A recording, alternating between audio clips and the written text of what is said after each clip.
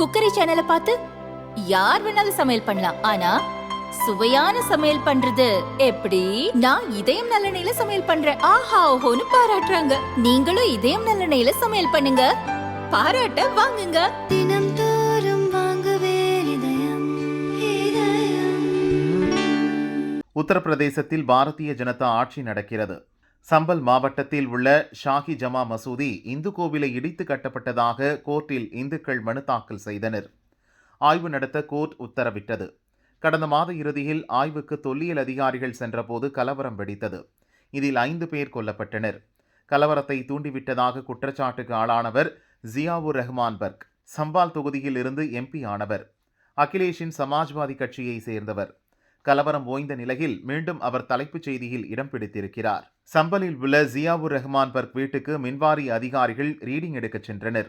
அப்போது AC, fridge போன்றவற்றுக்கான மின்சார பயன்பாடுகள் மீட்டரில் பதிவாகாதபடிக்கு தில்லுமுள்ளு செய்திருந்தது கண்டுபிடிக்கப்பட்டது. இதன் மூலம் லட்சக்கணக்கில் மின்வாரியத்துக்கு இழப்பு ஏற்பட்டதாக கூறி மின் இணைப்பை அதிகாரிகள் துண்டித்தனர். அப்போது மின்வாரிய அதிகாரிகளுக்கும் MPயின் அப்பாவுக்கும் தகராறு ஏற்பட்டது. அதிகாரிகளுக்கு அப்பா மிரட்டல் விடுத்துள்ளார். இதனால் பிரச்சினை விஸ்வரூபமானது. MP மின்சார திருட்டில் ஈடுபட்டதாக மின்வாரிய அதிகாரிகள் போலீசில் புகார் அளித்தனர். அதன் அடிப்படையில் போலீசார் வழக்கு பதிவு செய்து விசாரித்து வருகின்றனர். அதிகாரிகளை MPயின் தந்தை மிரட்டியதற்கான ஆதாரங்களை சேகரித்து வருகிறோம், கிடைத்ததும் தனியாக வழக்கு பதிவு செய்வோம் என போலீஸ் அதிகாரிகள் கூறினர். विद्युत विभाग द्वारा विद्युत चोरी के प्रकरण में एक अभियोग पंजीकृत कराया गया है, जो कि लाइन बाईपास करके विद्युत चोरी का प्रकरण है। द्वितीय, उन्होंने यह बताया है कि विद्युत चेकिंग के दौरान उनके द्वारा उनके पिता श्री मनसूर रहमान बर्क द्वारा उनके परिवार को धमकी दी गई। इस संदर्भ में साक्ष्य प्राप्त किया जा रहा है और तहरीर प्राप्त करते हुए अभियोग पंजीकृत किया जाएगा एवं साक्ष्य के क्रम में गहन कार्रवाई की जाएगी।